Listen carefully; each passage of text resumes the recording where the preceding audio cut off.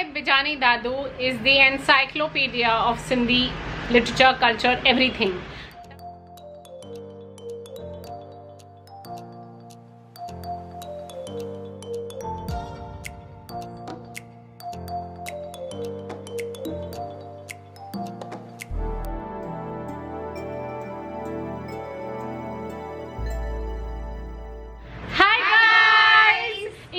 गॾिजी करे वीडियो था ठाहियूं छाकाणि त साहिब दादू जो बर्थडे आहे and we are very very very very very very excited. Sahib Bijani Dada means a lot to the Sindhi film festival.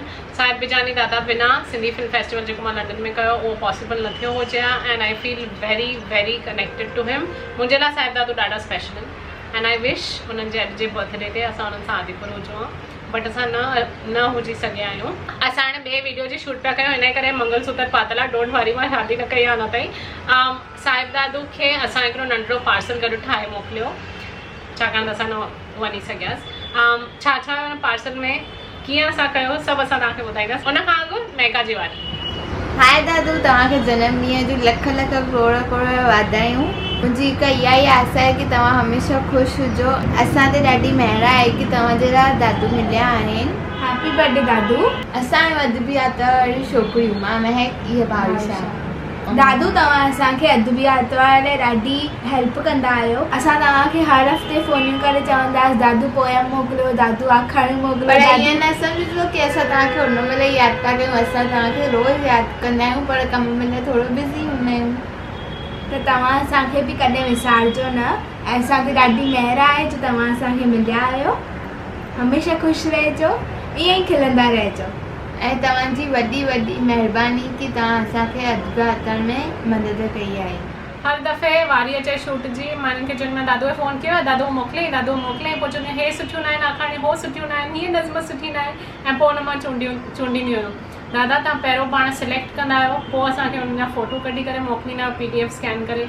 Thank you so much. सची में मुंहिंजो इहो सुपिनो हुयो की असां कंहिं न कंहिं तरीक़े सां लिटरेचर खे पंहिंजे अदब खे बचायूं. इन करे अदबी आतवार स्टार्ट कयो एंड हुन में तमामु मदद कई, न ई ख़ाली कॉन्टेंट में बट ऑल्सो नालो सिलेक्ट करण में. त thank U thank U thank U. इहो पब्लिक वीडियो आहे, इन करे जेतिरो मां पब्लिक खे ॿुधाइण थी चाहियां ओतिरो ई थी ॿुधायां की असां तव्हांखे केतिरो प्यार कंदा आहियूं. हिननि ॿिन्हिनि राणियुनि साहिब दादू लाइ ग्रीटिंग कार्ड ठाहियो. उन जी डिटेल्स हाणे ॿुधूं था. असां ॿिन्हिनि गॾिजी इहो दादू लाइ ग्रीटिंग कार्ड ठाहियो.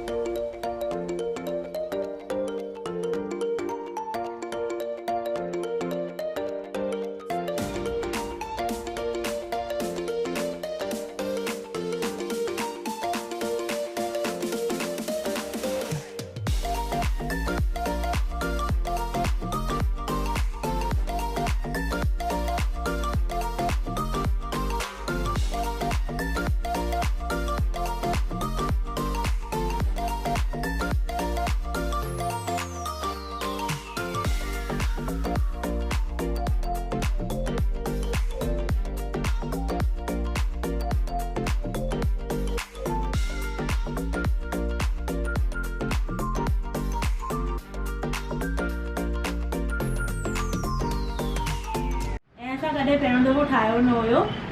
इहो असांजो first time handmade greeting card सिर्फ़ु ऐं सिर्फ़ु दादू लाइ ठाहियो. असां स्पेशली दादू लाइ ठाहियो हुयो ऐं उहो हाणे असां उन्हनि ताईं मोकिले बि छॾियो आहे. असांजो पहिरियों कुरियर दादू लाइ वियो ऐं उते हाणे पहुची बि वियो अथनि. असांजी ग्रीटिंग कार्ड ठाहिण महिल जाम मज़ो आयो. असां ॿिन्ही गॾिजी ठाहियो हुयो. थोरी मस्ती बि कई, थोरी देरि शूट बि कया दादू लाइ वीडियोज़ ऐं बसि हलंदो रहियो. दादू जे कुरियर में असां थोरियूं ॿियूं बि शयूं मोकिलियूं but we are very very very happy and blessed कि असांखे दादू जहिड़ा दादू मिलिया आहिनि. इन करे इहो पब्लिक वीडियो ठाहे करे यूट्यूब ते टीम सिंधी फिल्म फेस्टिवल पाण दादू खे वॾो हैप्पी बर्थडे विश करणो हुयो. Happy birthday Dadu. Sahib Bijani Dadu is the encyclopedia of Sindhi literature, culture, everything. तव्हांखे अगरि विश करणो आहे दादू खे त प्लीज़ हेठि कॉमेंट कजो, ज़रूरु कजो. हिन वीडियो खे लाइक कजो, चैनल खे सब्सक्राइब कजो ऐं घंटी ज़रूरु वॼाइजो.